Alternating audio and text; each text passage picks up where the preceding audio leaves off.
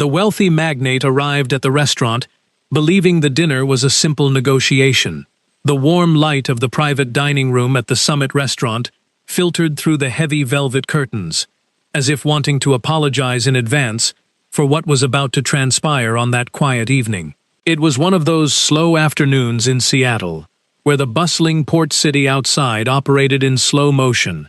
while the reserved spaces of fine dining establishments filled with conversations that would never reach any public agenda.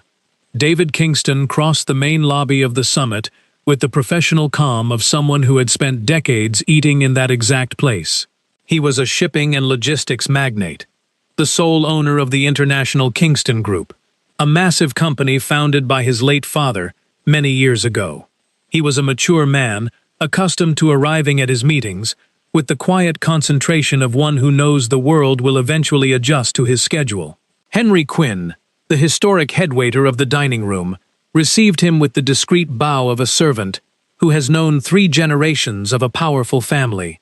He warmly welcomed David and informed him that Mr. Bancroft was already waiting for him in the exclusive private room. David walked toward the private room at the end of the long corridor, remembering that it was the very space where his father, Donald Kingston, had closed the first major contracts of the group when he was still a young businessman without much capital. His father had once told him a single phrase about that restaurant many years ago, warning him that in this world, a man is measured by how he treats the person who serves his table, not by how he treats the person who signs his lucrative contracts. David had heard that phrase many times in his youth, only to forget it over the next 2 decades, while he was busy building an empire that his father had partially bequeathed to him, and which he had subsequently tripled in size. Inside, sitting at the round table with an impeccable white linen tablecloth, Ezra Bancroft was already waiting for him, with 2 glasses of white wine poured and ready.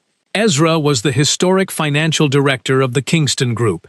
David's right hand for more than 2 decades, a man of impeccable professional presence, and the uncle of a young nephew David had met at a family wedding some years ago. David apologized for his slight delay, blaming the impossible port traffic, and sat across from his historic partner, noting the glass of white wine waiting to the right of his plate, the water, the silver cutlery, and the napkin folded with the precision of restaurants that take care of absolutely every detail. Ezra immediately wanted to converse about the operational transition they had been preparing, handing over a draft he had brought in his leather briefcase. David listened without interrupting, noting that the idea was not new between the 2 of them, as they had discussed it in previous meetings. But that afternoon something in Ezra's tone sounded completely different, carrying an urgency that did not quite fit the calm voice the financial director usually used to speak about daily operations. Before David could respond, the door to the private room opened slightly, and the head waitress of the room entered, carrying a small silver tray with a covered appetizer plate. Mary Sterling, the head waitress of the private room at the Summit, a mature woman of discreet movements, had spent years attending to that very room, without most of the regular diners ever raising their eyes to look her in the face. She advanced to the table with the silent step of service personnel who have made invisibility an absolute profession, apologizing for the minor interruption and placing the house appetizer directly in the center of the table. And then, when she leaned over to adjust the position of the wine glasses, a task the strict protocol of the Summit demanded with every service change, Mary noticed something highly unusual in the glass of white wine that sat directly to the right of David's plate. The surface of the wine in that specific glass possessed a minimal iridescence that was utterly absent in the other glass, a barely perceptible layer to the eye of any normal person. But Mary Sterling was not just any normal person. Years ago, before accepting the grueling job at the Summit, Mary had been a pharmacist trained at a prestigious university, a dedicated specialist in clinical pharmacology who had left her promising profession when her young son Caleb received a harsh medical diagnosis that demanded full maternal dedication. In 3 seconds, while leaning over the table, Mary recognized that she was looking at a compound meant to cause a rapid and temporary effect on the central nervous system, leaving the drinker in a state of absolute cognitive incapacity, perfectly malleable to sign complex documents without remembering anything. Mary made a decision in a fraction of a second, using the pretense of wiping an imaginary fingerprint off the table to swiftly swap the positions of the two glasses so that the untainted wine would end up directly in front of David. 3 seconds passed without a single sound or evident gesture, and neither of the two wealthy men at the table noticed the miraculous intervention that had just saved an entire corporate empire. Mary collected her silver tray, bowed her head slightly, and exited the private room, walking down the lateral corridor with a steady pace,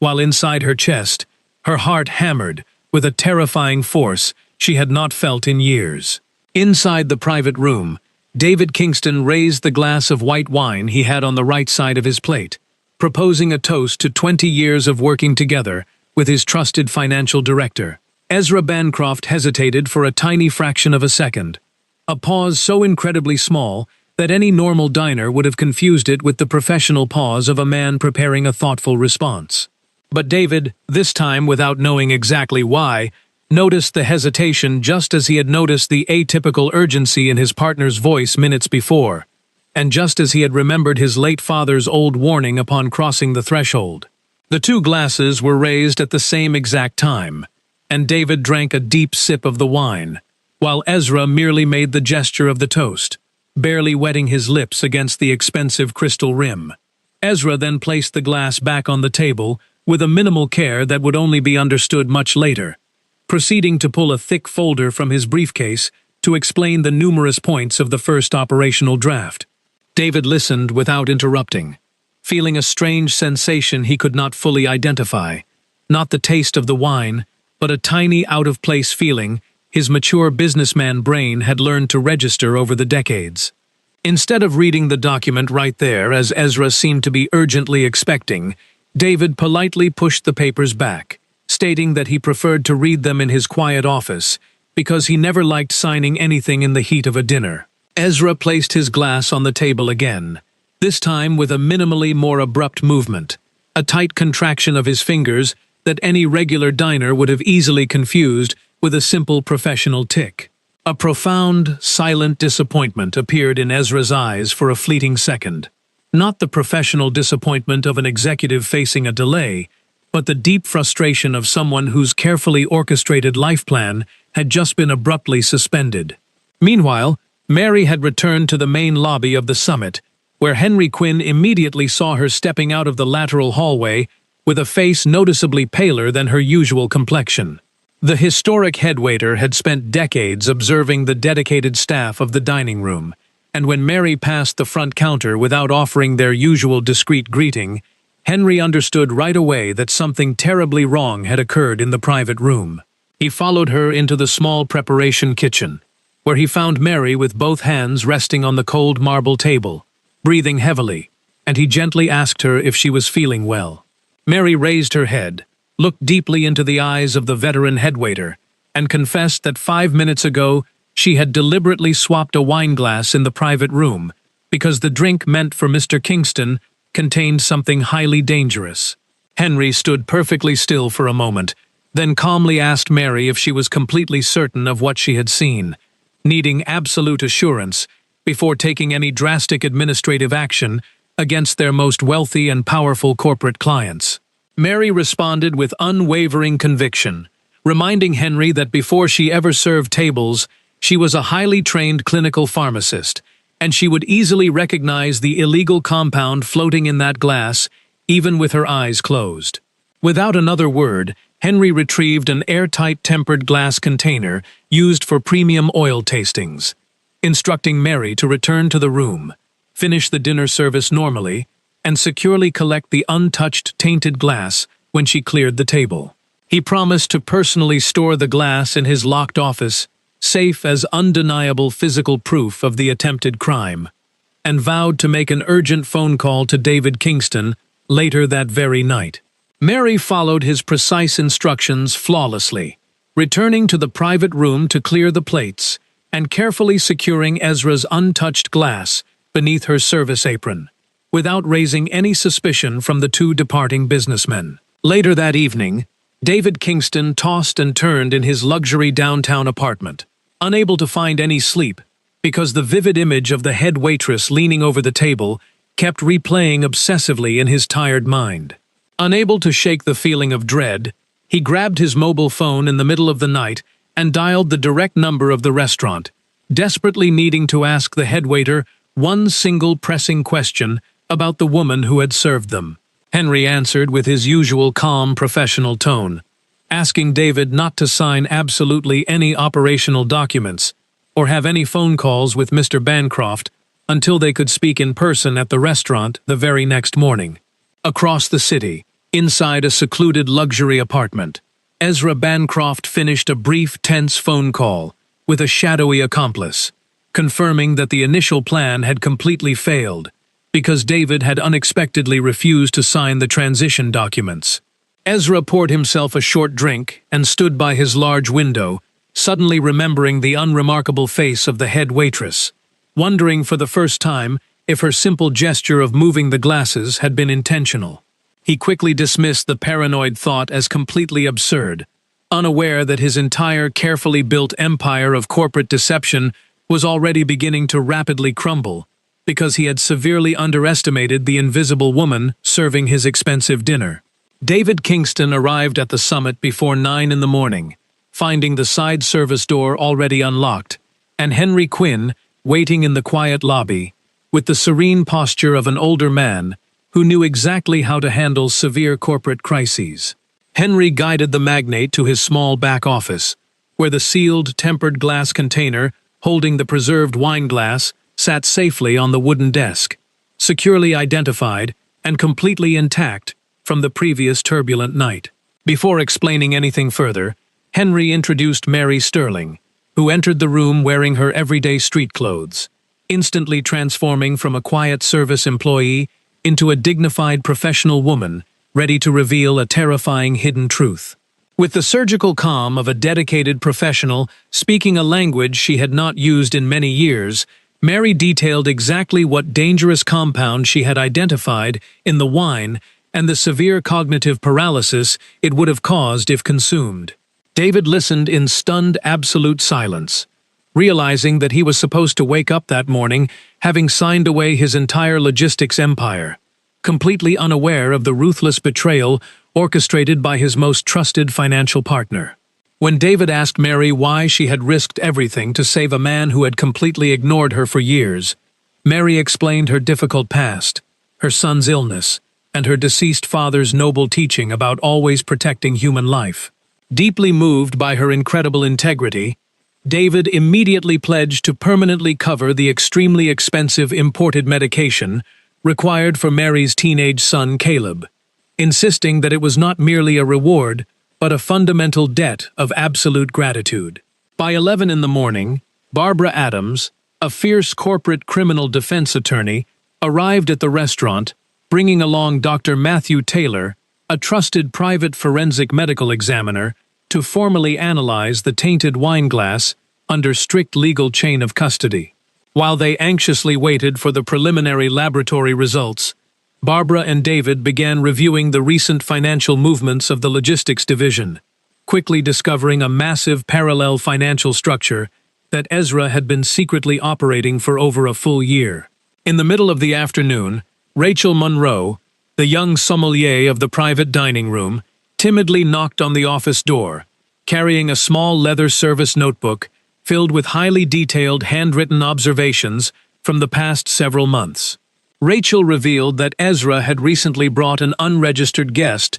to the private room on 2 separate occasions. A professional-looking person who carried a specialized refrigerated medical cooler identical to those used for transporting sensitive pharmacological hospital samples. This crucial testimony perfectly narrowed the circle of suspects, directly pointing towards someone with authorized institutional access to a private hospital pharmacy,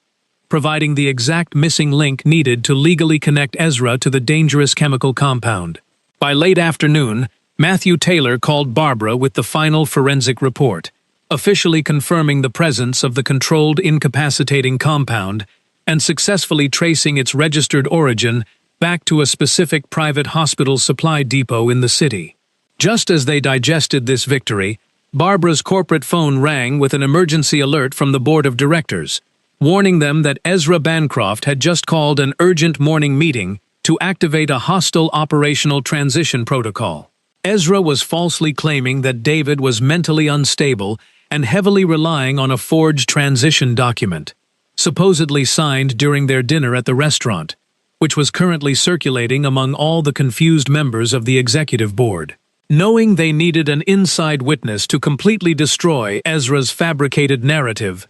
David directly called Samuel Bancroft, Ezra's young nephew, who had recently been hired into an administrative position within the company's vast logistics division. Samuel arrived at the restaurant 2 hours later, looking completely exhausted, and nervously confessed that his uncle had forced him to blindly sign numerous suspicious financial authorization documents over the past few turbulent months. The brave young man revealed he had secretly kept copies of every single fraudulent document in a hidden personal folder at his house, offering to immediately bring the massive pile of physical evidence to Barbara's secure law firm. While the legal team furiously prepared the massive preventive criminal complaint, Mary returned to her modest apartment just as her teenage son Caleb arrived from his long day at the local public high school. Sitting at their small kitchen table, Mary gently held his hands and explained that a very important man she had bravely helped the previous night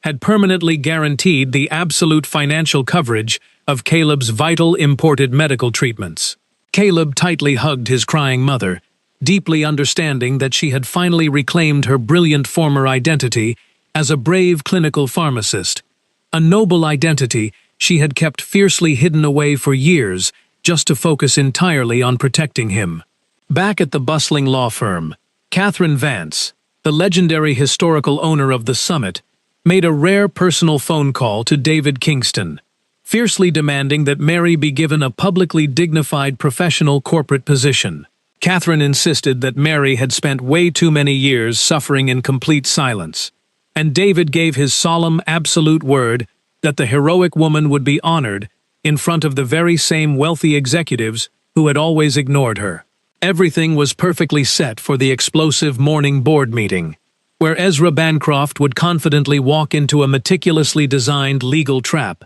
completely unaware that his invisible victims had finally united into an unstoppable force of corporate justice. As the evening shadows deepened across the sprawling port city, Ezra Bancroft stood alone in his luxurious penthouse apartment, staring blankly at the glowing screen of his mobile phone after receiving a highly disturbing tip from a board secretary. The secretary had nervously whispered that David's aggressive legal team was preparing a massive formal complaint for the morning meeting,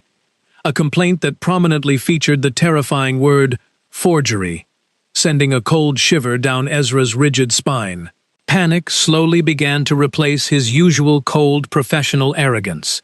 forcing him to dial the only person in the entire world who fully understood the dark origins of his ruthless corporate scheme against the Kingston family empire. Abigail Bancroft, his older sister and the grieving widow of a man who had tragically died years ago due to a severe logistics failure during a massive Kingston port strike, answered the phone on the very first urgent ring. Ezra frantically explained the impending corporate disaster, reminding Abigail that her own name was officially registered on the hospital pharmacy logs where the dangerous chemical compound had been secretly acquired, threatening to drag her down with him if she refused to help. He coldly demanded that she prepare a convincing false alibi for the next morning, hoping to completely muddy the legal waters and delay the impending board vote that would surely strip him of his vast financial power. A long, heavy silence stretched across the telephone line before Abigail finally spoke, her voice trembling with a mixture of profound exhaustion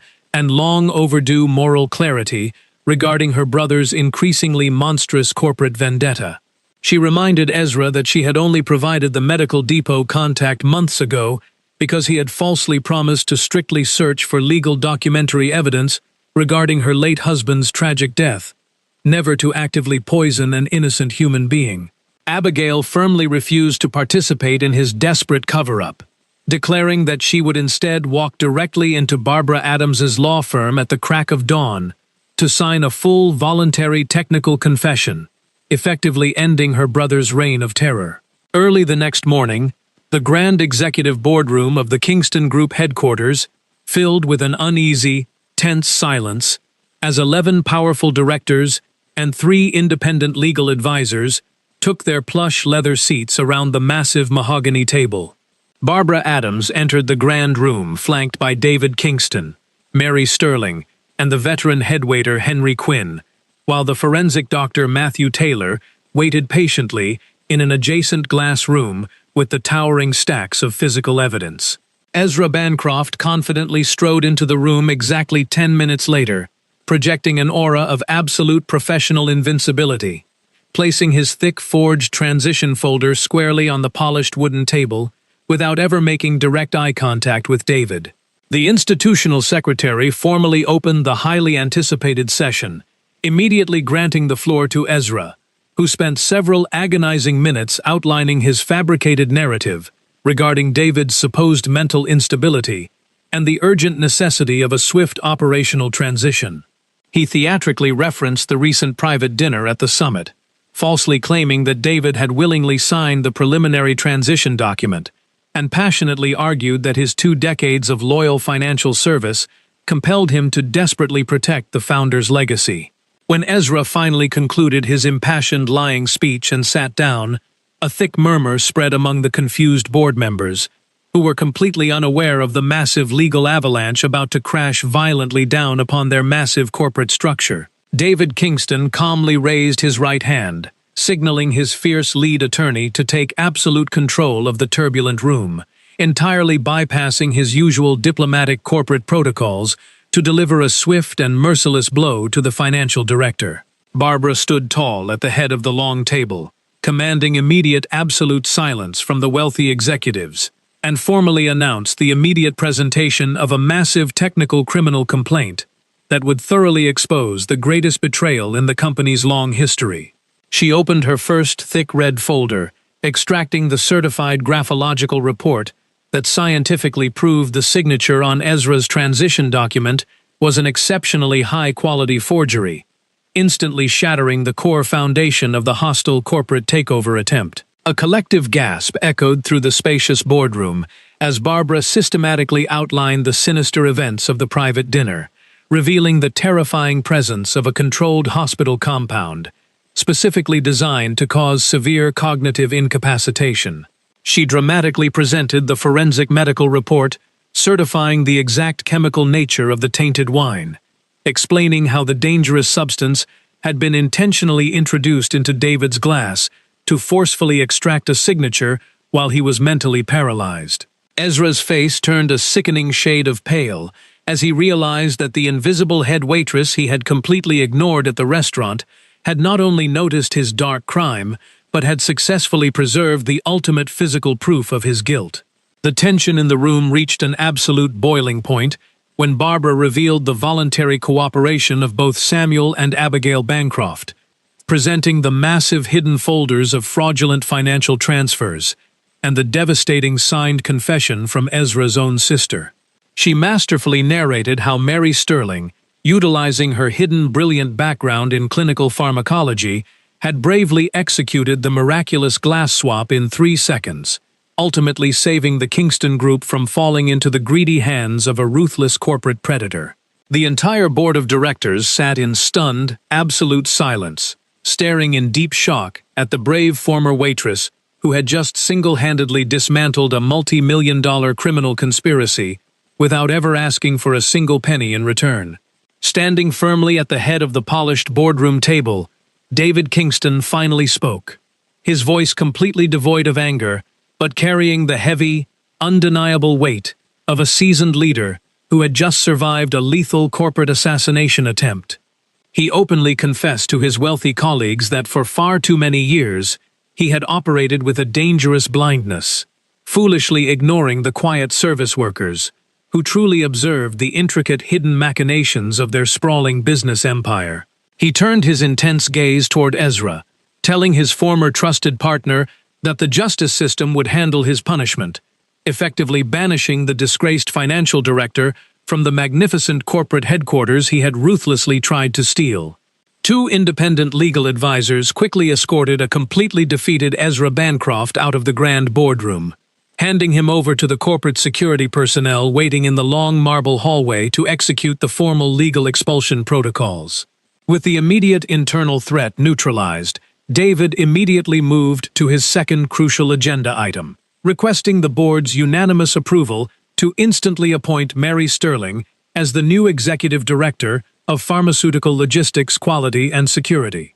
He publicly detailed her impressive university credentials and her unparalleled operational field vision, offering her a magnificent executive salary and a dedicated team of 5 professionals to completely overhaul the company's outdated medical transport protocols. When David respectfully asked Mary if she would accept the immense responsibility, she slowly stood up, her voice steady and proud, accepting the noble position in honor of her late father and her resilient teenage son Caleb. The entire boardroom erupted in a thunderous, genuine round of applause, with Henry Quinn nodding silently in deep respect, while the legendary restaurant owner, Catherine Vance, pressed a hand to her chest, overwhelmed with profound emotional pride. As the chaotic meeting finally concluded, Mary lingered behind to share a quiet, emotional moment with her loyal former employers, while David stepped out into the busy hallway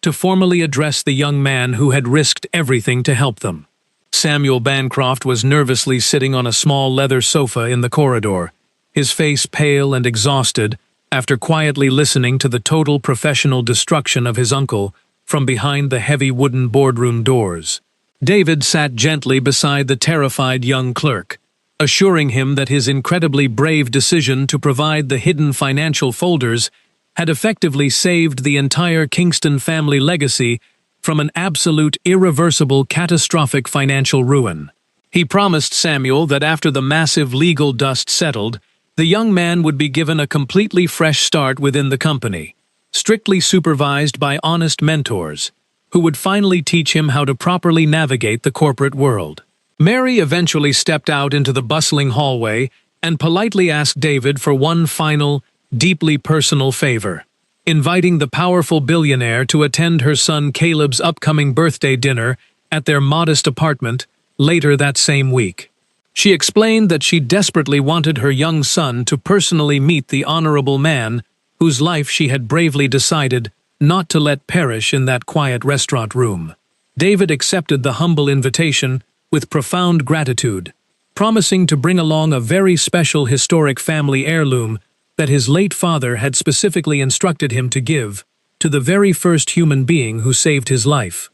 As they rode the smooth glass elevator down to the main lobby, Barbara's corporate mobile phone suddenly vibrated with an urgent encrypted message from the intervening state prosecutor's office, carrying a highly disturbing new piece of information. The message revealed that a veteran independent board advisor urgently requested a private meeting, claiming to possess secret historical documents, proving that Ezra Bancroft had never acted entirely alone during his massive, years-long corporate infiltration. David froze completely inside the descending elevator, instantly realizing that a hidden, silent accomplice still lurked deep within the very same board of directors that had just loudly applauded his miraculous corporate survival minutes ago. Barbara immediately diverted their executive car straight to her secure downtown law firm,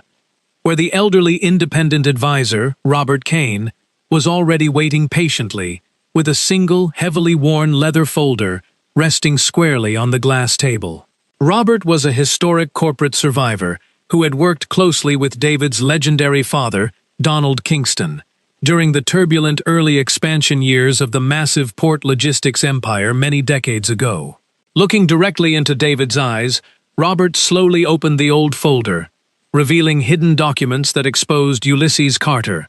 a veteran board member who had secretly orchestrated hostile banking maneuvers against the founder in the distant past.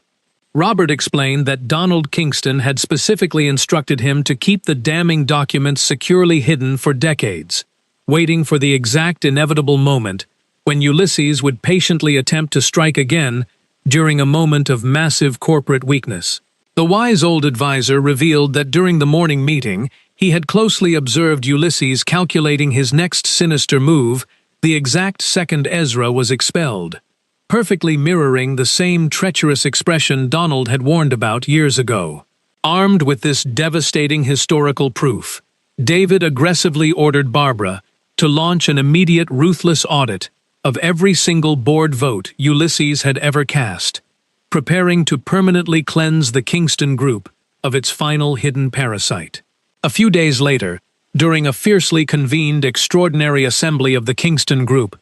David presented the devastating audit results, formally and aggressively expelling Ulysses Carter from the board of directors without offering a single ounce of mercy. 3 other complicit board members who had blindly voted alongside Ulysses for years immediately chose to resign voluntarily, desperately hoping to completely avoid the massive, highly destructive legal proceedings Barbara Adams was aggressively preparing against them. 4 fresh, highly vetted professionals were rapidly appointed to the newly cleansed corporate board,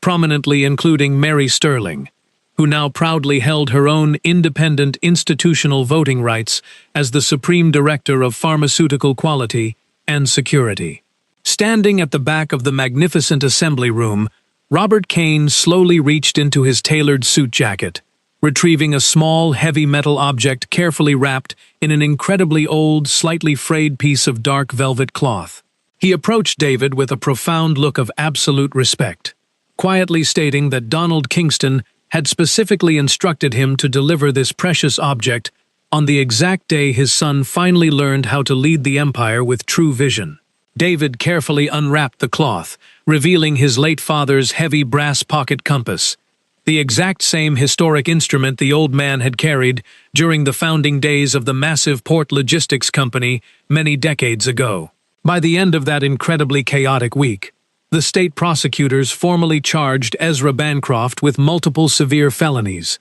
including massive financial fraud, attempted physical incapacitation, and orchestrating a highly complex hostile corporate takeover against the Kingston family. Abigail Bancroft, honoring her brave promise, delivered a comprehensive voluntary technical declaration that secured her a significantly reduced legal sentence, requesting only a single brief permit to visit her late husband's grave with a copy of Mary's official appointment. Meanwhile, Ulysses Carter quietly accepted his complete institutional destruction, signing a draconian civil resignation that permanently shielded the Kingston Group from any future financial claims, slipping out the back door in absolute total humiliating silence. True to his word, David fundamentally restructured the lives of everyone who had bravely stood by his side during the darkest crisis of his long professional career, ensuring that true loyalty was permanently rewarded with immense institutional power. Rachel Monroe was officially promoted to head sommelier of all dining operations by Catherine Vance. Matthew Taylor became the chief medical consultant for Mary's new logistics division, and the brave young Samuel Bancroft began a rigorous corporate accounting scholarship. Henry Quinn politely declined any massive financial bonus, requesting only that a permanent brass plaque be installed in the private dining room, strictly demanding that no principal guest ever be served a drink without a trusted headwaiter present. On a bright, crisp morning a few weeks later, Mary Sterling woke up in her modest apartment and smiled brightly, realizing for the first time in years that she did not have to rush to iron her old restaurant uniform. Today was Caleb's 15th birthday, a deeply special milestone they usually celebrated entirely alone. But this year, Mary carefully laid out her finest white linen tablecloth, preparing to host the powerful billionaire whose life she had miraculously saved. At exactly 4 o'clock in the afternoon, David Kingston knocked on their small wooden door, carrying a modest bouquet of beautiful white flowers and a small, carefully wrapped brown paper package tucked safely under his left arm. Caleb proudly opened the door, formally shaking David's hand and expressing his profound gratitude for the incredible medical coverage that had completely changed his difficult life, speaking with the awkward but deeply genuine respect of a resilient teenager. David gently placed his hands on the boy's narrow shoulders, humbly insisting that Caleb owed him absolutely nothing, because Mary had given David a second chance at life, a precious gift that no amount of corporate wealth could ever repay. They sat around the small kitchen table, sharing a simple homemade birthday cake, laughing softly as the late afternoon sun cast a beautiful, warm, golden glow over the quiet, peaceful apartment they proudly called their safe home. After Caleb joyfully blew out his glowing birthday candle, David slid the small brown package across the table, explaining that inside was a historic family heirloom, meant only for the person who had restored his lost faith in humanity. Caleb carefully opened the package, revealing the heavy antique brass compass that had once belonged to Donald Kingston, permanently engraved with a tiny message honoring the brave soul who bravely stepped out of the shadows to protect another life. Mary stood by the bright window, her eyes completely filled with happy tears, proudly stating her true name and profession aloud, finally at total peace with the incredible journey that had brought her magnificent, brilliant mind back to life. The true strength of an empire is never measured by the vast wealth stored in its hidden vaults, nor by the arrogant signatures penned by powerful executives sitting in incredibly expensive, high-towering glass corporate boardrooms. True power resides quietly in the profound, unwavering integrity of those invisible individuals who stand silently at the edges of our busy lives, carefully watching the world with a deep moral clarity that arrogant leaders frequently ignore. When we foolishly dismiss the quiet workers who diligently serve our tables, sweep our floors, or guard our doors, we dangerously blind ourselves to the very guardians capable of saving us from our most devastating, self-inflicted disasters. A single act of selfless courage from an overlooked soul can instantly shatter decades of carefully orchestrated deception, proving that genuine human decency will always outmaneuver the darkest greed. The knowledge and love we selflessly preserve during our most difficult years are never truly wasted. They quietly wait for the exact necessary moment to emerge, ultimately becoming the miraculous salvation we desperately need but absolutely never deserve.